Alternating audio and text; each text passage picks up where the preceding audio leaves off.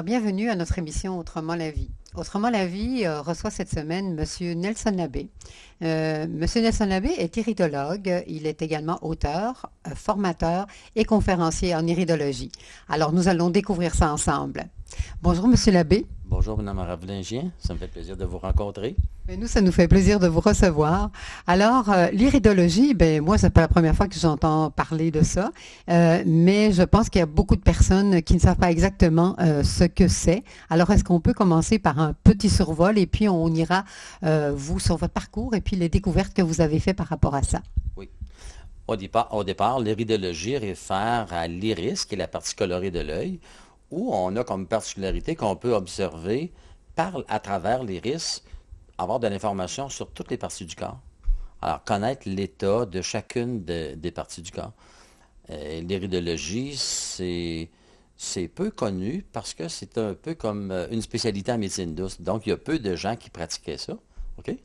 Alors, les médecines douces, c'est peut-être pas... c'est plus connu maintenant, mais auparavant, c'était moins fréquenté. Ça l'est de plus en plus. Alors, il y a de plus en plus de gens qui se dirigent vers l'iridologie. Et l'iridologie, elle remonte à des temps anciens. C'est, par exemple, dans le temps de Babylone. On entend des fois dans l'histoire, Babylone, il y a des découvertes qui ont été faites lors de fouilles, qui ont trouvé certains documents qui faisaient référence aux yeux, le fait qu'il y avait de l'information que l'œil pouvait donner sur l'état du corps. Ensuite, des gens par après, mais on n'a jamais trouvé de charte à ce moment-là. Ensuite, les autres personnes où on a des informations, c'était Hippocrate, qui est le père de la médecine moderne, disait par exemple, tel est ton œil, tel est ton corps. Lui savait que par l'œil, on pouvait avoir de l'information. Mais encore là, on n'a jamais trouvé de charte. Et dans les années 1500, il y a un médecin suisse qui a vécu son nom, c'est Paracels. Lui disait, regardez l'œil avec comment il a merveilleusement imprimé l'image du corps là, dans l'iris, on voit ça. Là. Déjà en 1500, d'autres personnes savaient. Mais encore là, on n'a jamais trouvé de charte qui décrivait comment c'était disposé dans l'iris. Comment est-ce que vous... Oui. L'histoire moderne, je dirais, commence plus avec l'histoire d'un jeune garçon hongrois qui s'appelle Ignace von Pestler, qui est reconnu comme le père de la médecine moderne, de l'iridologie d'aujourd'hui, qui, lui, vivait en campagne, puis il y avait beaucoup de vermines sur leur terrain. Il avait installé des pièges et, à un moment donné, un hibou s'est pris dans le piège. Et lui, quand il est allé à ses pièges, il a vu l'animal, il a trouvé que l'animal était très beau, c'est beau un hibou. Alors, il a décidé de le garder. Alors là, l'animal était pris dans le piège, il y avait une patte qui était prise. Là, lui, il essaie de tenir l'animal se débattait, essaie d'ouvrir le piège en même temps, et à un moment donné, il entend « crac ». Là, il regarde l'animal, un hibou, sa particularité, qu'est-ce que c'est? Des grands yeux. Alors, c'était la patte gauche de l'animal, et ce qu'il a observé, c'est que dans le bas de l'œil, à la position exactement de 6 heures, il s'est fait un ovale, cette forme-là, qui était parfaitement noire, la même couleur qu'une pupille, et ça l'a surpris. Lui, il a conservé, il a finalement gardé le hibou, il l'a gardé en cage, il l'a soigné, sa patte a guéri. Puis ce qu'il a observé avec le temps, c'est que dans la plaie, c'est comme si on fait du reprisage dans un tissu. Il avait des fils qui se croisaient, puis lui, ça l'a intrigué. Et finalement, dans sa vie, il est devenu médecin et chirurgien. Alors, ce qu'il faisait, c'est que lorsqu'il avait une intervention chirurgicale à faire auprès de quelqu'un, là, il examinait les yeux, il lui dessinait les principales marques qu'il pouvait observer, et après qu'il avait opéré, il regardait dans les yeux pour voir les changements où ça s'était opéré. Et comme ça, il a élaboré une première charte de l'iridologie. Ensuite, il y a beaucoup de personnes qui ont été intéressées par le sujet, puis là, ça a commencé à faire boule de neige. L'information, cette connaissance-là s'est transmise par des gens, ça s'est rendu en Amérique. Il y en avait en Suède, dans différents pays, qui essaient de comprendre, de découvrir comment la charte s'était faite. Et il y a un médecin américain dans les années 20, c'est le docteur Kritzer, il me semble son nom, qui lui a fait une très bonne ébauche de la charte de l'iris. Et par la suite, un jeune Américain dans le temps qui s'appelle Bernard Jensen est devenu chiro et avait découvert un livre sur l'iridologie dans la bibliothèque de son père quand il était ado. On fait des études en naturopathie. Finalement, il est devenu naturopathe, était chiro. Et lui, il a développé la charte d'iridologie que j'utilise aujourd'hui. C'est l'histoire de l'iridologie. Eh, mon Dieu, c'est très intéressant. Mais vous, comment êtes-vous arrivé à l'iridologie? Quelle est votre histoire à vous? Bon, quand j'étais au collège, bon, aujourd'hui, c'est le cégep, mais dans le temps, c'était les études classiques au Québec, qu'on appelait le cours classique. Et à un moment donné, on faisait, avant d'aller à l'université, c'était le cours classique. Et à un moment donné, lorsque j'ai rencontré l'orienteur, dans le temps, l'orienteur me dit, bon, j'ai dit, qu'est-ce que ça donne mon test, hein? On a toujours hâte de savoir où on pourrait s'en aller. L'orienteur me dit, vous là, vous devriez vous en aller en médecine et vous prendre une spécialité. Puis je me souviens, il m'avait dit, n'allez pas en médecine générale, vous allez être malheureux, vous avez besoin d'une spécialité. Si j'étais allé en médecine, j'aurais fait de la microchirurgie. J'ai un œil, j'ai une main solide, mes mains ne tremblent pas, moi. J'ai une main solide, j'ai un œil précis, là.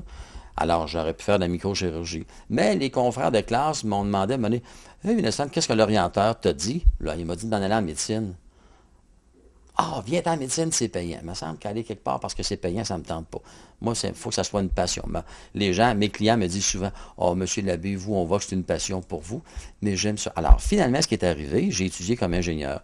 J'ai manqué d'argent, j'ai pas pu finir mon cours. J'avais travaillé dans le secteur minier. J'étais dans l'enseignement pour me dépanner. Après ça, j'ai travaillé dans le secteur minier, au département d'ingénierie.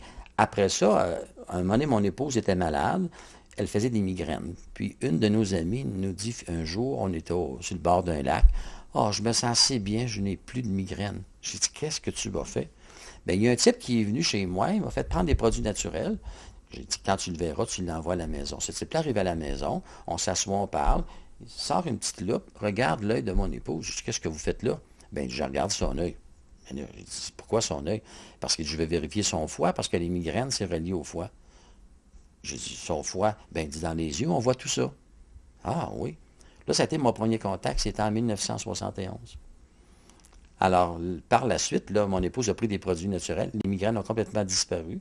Puis par après, à l'occasion, on utilisait des produits naturels. Par après, j'étais en contact avec une autre personne qui était dans le comté de Portneuf, à Saint-Marc-de-Carrière. OK? Qui, elle, était naturopathe et iridologue. Elle avait suivi sa formation avec le docteur Bernard Jensen. Puis elle avait regardé les yeux de mon épouse. Et là, j'ai posé. Bon, je suis très curieux de nature. Là, je posais toutes sortes de questions. Puis elle me dit, ça semble t'intéresser, ça. Elle me dit, je vais te prêter un livre sur l'iridologie. J'ai lu ça, puis ça m'intéressait. Puis entre-temps, j'étais en réorganisation de ce que je ferais dans ma vie, parce que j'étais dans le secteur minier, puis ça déclinait, le secteur minier. Puis à un moment donné, je me suis dit, garde, je vais travailler à mon compte un jour, parce que là, quand on travaille pour les autres, on se fait mettre à pied à tout bout de champ, puis ça va être fini, ça. Et là, elle me dit, garde, il y a quelqu'un que je connais qui donne un cours d'iridologie.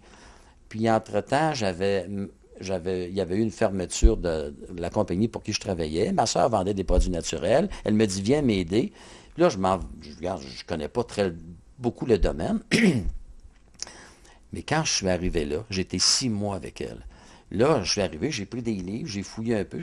Dans le fond, c'était simple ce qu'elle faisait. Puis là, à un moment donné, les gens me posaient des questions, puis les réponses arrivaient toutes seules.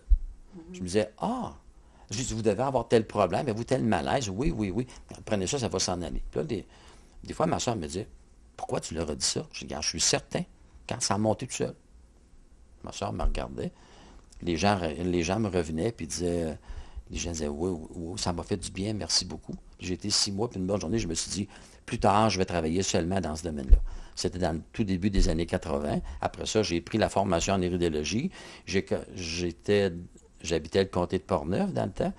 Et j'avais ouvert un petit bureau chez moi. Après ça, j'ai eu une opportunité de m'en aller à Granby puis le faire à temps plein. Et à la fin de 1988, je me suis en allé à Granby. Il y avait un bureau. J'ai commencé, j'avais fait de la pratique un peu ici. Là, je l'ai fait à temps plein. C'était de se faire connaître là-bas. Puis aujourd'hui, j'ai une excellente clientèle. Je suis connu un petit peu partout, là. C'est comme ça. Puis ça vous a amené à devenir auteur, à écrire un livre. Un deuxième est à l'écriture, oui. C'est ça. Et puis, vous donnez aussi des formations et vous donnez des cours également. Mais là, on pourrait peut-être faire un tour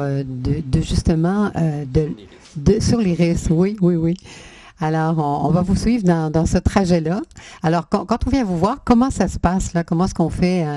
Est-ce qu'on peut parler de diagnostic ou bien juste d'un portrait? Bon, c'est important de comprendre qu'est-ce que l'œil va nous montrer. Je ne fais jamais où je ne pose jamais de diagnostic lorsqu'une personne vient me voir. Alors, poser un diagnostic, c'est donner le nom d'une maladie. OK? Alors, je ne le fais jamais. Premièrement, parce que la loi ne permet pas de le faire, la loi autorise seulement les médecins à poser un diagnostic. Je n'ai jamais donné de nom de maladie à mes clients. Deuxièmement, l'œil ne montre pas de maladie. L'œil, je pense que je vais vous expliquer un petit peu en même temps comment ça fonctionne. Oui, je vous suis. Alors, vous allez avoir une image qui va vous montrer un peu comment est structuré un œil. Alors, l'œil, lui, premièrement, on a deux yeux, OK? Et le corps est séparé en deux. Et l'œil droit va montrer ce qui est à droite et l'œil gauche va montrer ce qui est à gauche. C'est le cerveau qui reçoit l'information du corps par l'intermédiaire du système nerveux. Alors, quand on prend le processus, le cerveau, on a des organes, on a des tissus, le cerveau envoie des commandes à ces organes-là et le système nerveux retourne l'information au cerveau. Alors, qu'est-ce qu'on va avoir comme information? On va avoir, par exemple, l'œil, c'est fait comme les rayons de nous, c'est radial, toutes des petites fibres qu'on voit dans un œil. Alors, c'est vraiment comme les rayons de nous qui sont plus ou moins serrés, qui nous donnent la notion de la force du métabolisme chez la personne. Alors, quand une partie du corps est en bon état, les petites fibres sont droites, sont bien serrées, puis elles sont égales. Si la personne... S'il y a de l'inflammation dans une partie du corps, la texture des fibres va changer. Il va nous montrer de l'inflammation. Alors, dans l'œil, dans la partie qui correspond, par exemple, la personne a mal dans l'épaule, alors la personne, dans la région qui correspond à l'épaule, aura une marque de l'inflammation. Si la personne a une fracture ou une blessure, que les tissus sont endommagés, c'est un trou, on appelle ça une lésion, qui va apparaître dans l'œil. Si la personne a de l'irritation, ça va donner une marque différente qui montre de l'irritation. Parfois, le corps élimine mal. Des fois, des gens ont des problèmes au niveau d'élimination parce que les intestins ne fonctionnent pas bien. À ce moment-là, il se produit un refoulement dans le corps, dans les intestins, et certaines toxines sont réabsorbées, et on va voir des toxines dans le corps. Et le côlon, c'est un milieu acide comme un estomac, comprenez-vous? Alors, qu'est-ce que ça fait? Ça endommage les structures. Alors, et le côlon, c'est... En vous expliquant la charte, comment elle est faite. Alors, c'est là que vous devriez voir à l'écran une charte qui montre les différentes parties du corps. Donc, si on regarde la charte de l'iris, on va voir, par exemple, on a une partie qui montre l'œil droit, l'autre qui va montrer l'œil gauche. On va voir au centre le noir qui est la pupille. On a le blanc autour qui est le blanc de l'œil qu'on appelle la sclérotique. Okay? Et les dessins en couleur, la partie en couleur, ça nous montre l'iris. Donc, qu'est-ce qu'on voit dans un iris? C'est que, par exemple, l'œil droit va nous montrer tout ce qui est à droite et l'œil gauche, ce qui est à gauche. Qu'est-ce qu'on peut observer? Tout ce qui est en double, on a une partie dans chaque œil. Par exemple, on a deux hémisphères du cerveau, donc on a un hémisphère dans chaque œil, une oreille, un poumon, un bras, une jambe, un rein, ou un ovaire, ou quoi que ce soit. Alors, ce qui est en simple, dans un seul côté, on l'a dans l'œil correspondant. Par exemple, le cœur est à gauche, on va le voir dans l'œil gauche. Le foie est à droite, sous les côtes, à l'arrière des côtes, on va le voir dans l'œil droit. Si, admettons, on subit une opération et qu'on a l'ablation, admettons, d'un rein ou admettons, d'un ovaire, qu'est-ce qui se passe à ce moment-là dans l'iris? On voit la partie du corps comme elle était avant l'ablation. Mais je vais seulement terminer sur la structure de l'œil. Alors, ce qui est au centre, on a une moitié de chaque côté. Par exemple, comme les intestins, l'estomac, la vessie est au centre, elle. C'est le système nerveux qui prend l'information de la vessie. Une moitié va être dans un œil, l'autre moitié dans l'autre. Alors, c'est séparé en deux. Et quand une partie a été enlevée, prenons l'exemple d'un ovaire. Une dame a un kyste à un ovaire, et à un moment donné, elle s'est rendue très volumineux, puis les médecins décident de l'enlever. Alors, il faut comprendre que l'ovaire lui-même, disons, si je prenais mon poing et que je représentais l'ovaire, alors ça, c'est l'ovaire. L'ovaire, par le système nerveux, est connecté au cerveau et envoie toute l'information au cerveau. Le médecin décide d'opérer, prend son scalpel et coupe l'ovaire pour l'enlever. Donc, qu'est-ce que ça fait? Les dernières informations qui sont passées vers le cerveau, c'est dans l'état, ça va montrer dans quel état l'ovaire était juste avant qu'il soit enlevé. Parce que l'opération n'enlève pas le système nerveux et n'enlève pas les messages qui ont été reçus. Alors le cerveau, lui, c'est très dynamique un œil, parce que ça change continuellement.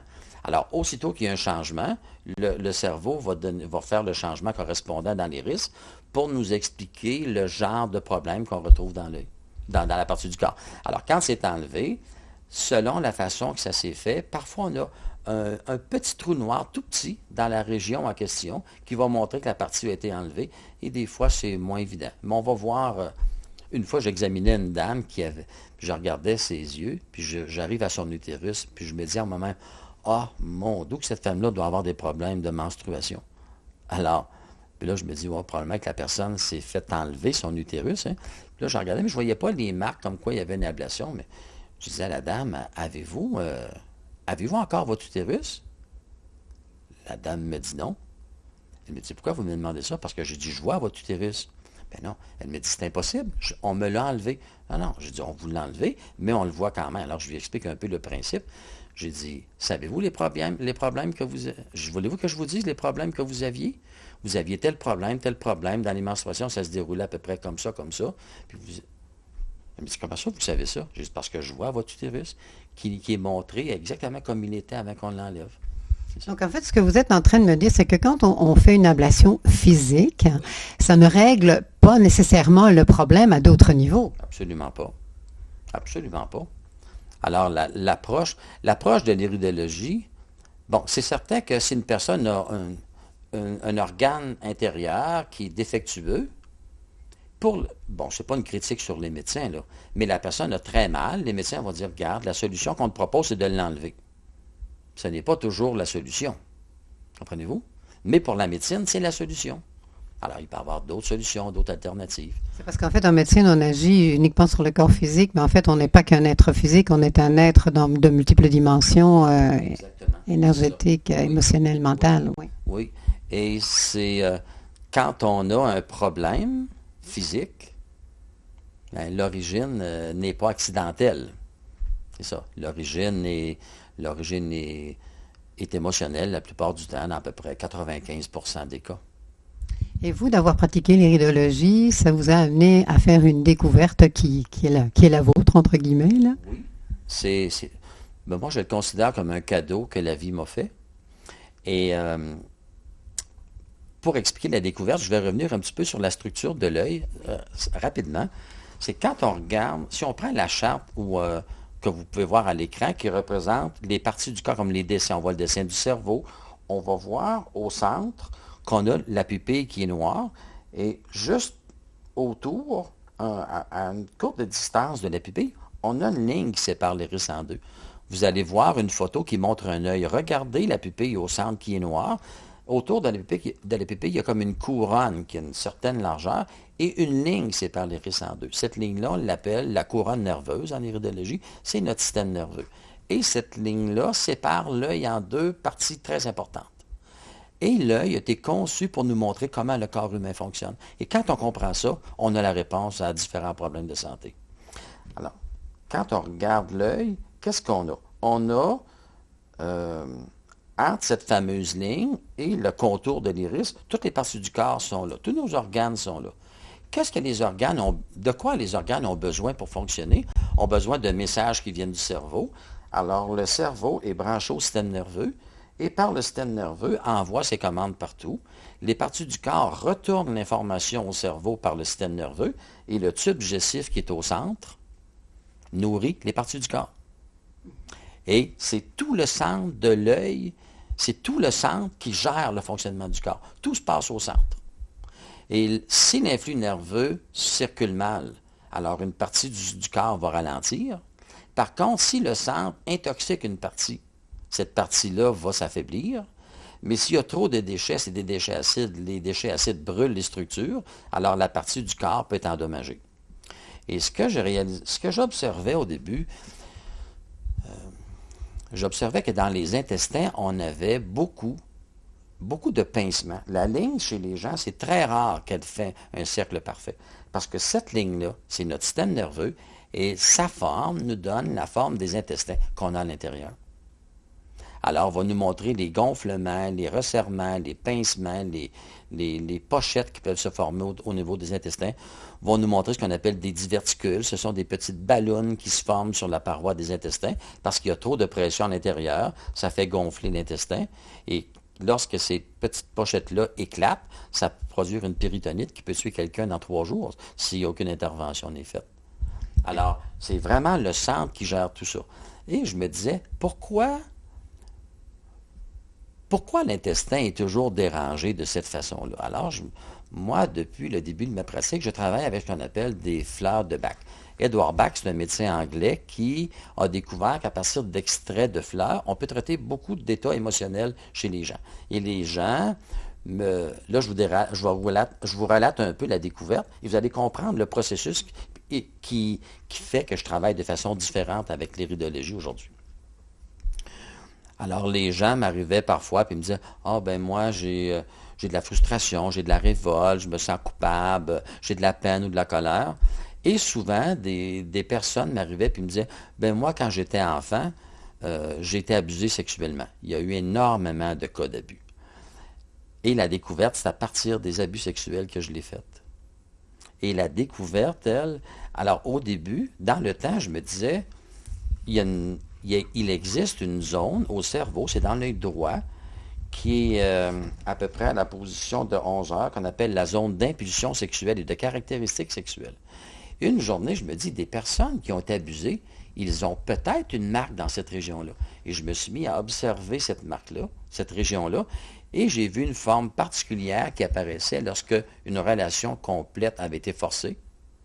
Alors, si on prend le système féminin, la vulve, la vulve est faite comme ça.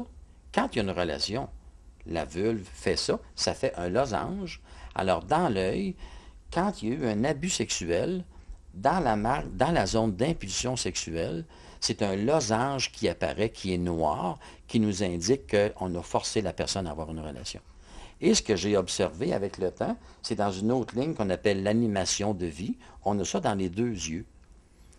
Et une petite parenthèse, c'est que le corps est séparé en 2, lui. Le cerveau droit, c'est le cerveau de l'intuition, du ressenti, qui lui contrôle le côté gauche. Et le cerveau gauche, c'est le rationnel qui contrôle le côté droit. Et le cerveau droit, c'est l'intuition, c'est la caractéristique féminine, ça. Alors le rationnel, c'est masculin. Dans le corps, ce qui se passe à gauche, c'est féminin, et ce qui se passe à droite, c'est masculin. Et là, j'ai fait un lien avec le temps. J'ai découvert que l'animation de vie, c'est la ligne de vie qui nous montre un résumé de ce que la personne a vécu. Et j'ai remarqué que la marque qui apparaissait dans la zone d'impulsion sexuelle apparaissait dans la ligne de vie de droite, qui était la ligne de vie masculine. Par contre, dans la ligne de vie, cette ligne-là se déplaçait d'un côté, parfois de l'autre. Puis là, je me disais, pourquoi cette ligne-là se déplace? Qu'est-ce qui fait que ça peut changer d'endroit? J'avais compris que c'était la ligne de vie masculine. Et là, je me suis dit, c'est peut-être que ça nous donne l'information sur qui a fait l'abus. Alors là, j'ai commencé à chercher. J'ai compris que, je vous disais, l'iridologie, l'œil, ce sont des fibres comme ça. Ce que j'ai découvert, c'est tout expliqué dans mon livre, il y a des dessins qui montrent ça. La fibre du centre, c'est le père qui l'a fait. D'un côté, c'est un garçon, c'est un frère qui ressemble au père. De l'autre côté, c'est un frère qui ressemble à la mère. La fibre plus loin du côté masculin, c'est un homme dans la parenté du père. L'autre, c'est un homme dans la parenté de la mère. Puis les dernières fibres, c'est des étrangers. Et la découverte, quand je l'ai faite, c'était une femme de 42 ans. Puis je la sentais perturbée beaucoup. Puis là, à un moment donné, elle me donnait certains symptômes. Donc, pour ça, il fallait que j'aille au cerveau. Et en passant vis-à-vis la zone de sexualité, je vois une marque dans son œil. Je regarde dans la zone de ligne de vie et je dis à cette dame-là, vous avez 2 marques au cerveau qui font référence à un événement très important qui est arrivé quand vous étiez enfant. Et d'après votre œil, ça serait un événement qui est relié à de la sexualité. Et ce que je vois dans votre œil, c'est un événement qui serait arrivé lorsque vous aviez environ entre 10 et 12 ans. Et c'est un homme dans la parenté de votre père qui aurait commis l'abus sexuel. La dame est devenue blême, elle n'avait jamais dit ça à qui que ce soit. Cet homme-là était décédé. Elle m'a dit par après, j'ai gardé ça dans mon tiroir secret, je ne l'ai jamais dit à personne. Comment faites-vous pour savoir ça? Ben, c'est là que je lui ai dit, j'ai découvert avec le temps comment le corps marque les chocs émotionnels. J'ai dit, j'aimerais regarder votre œil à nouveau. Elle me dit, OK. J'ai regardé l'œil et c'est là que j'ai fait la découverte. J'ai découvert que la même marque apparaissait dans le côlon, le gros intestin, et là, j'ai compris que l'intestin nous montrait les chocs de l'enfance. Après ça, toute la charte s'est développée. Ça, c'est la charte.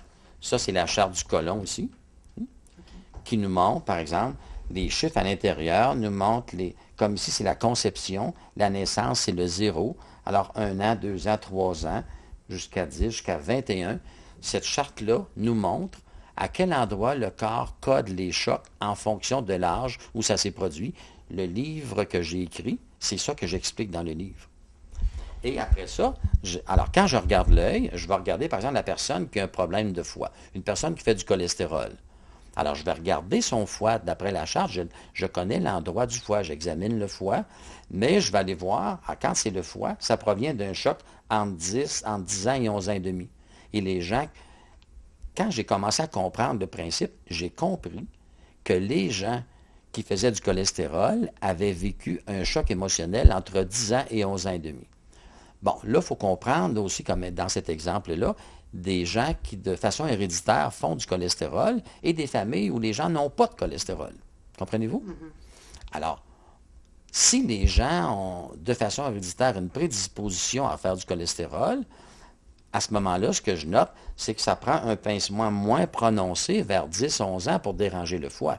Alors que des gens qui n'ont pas de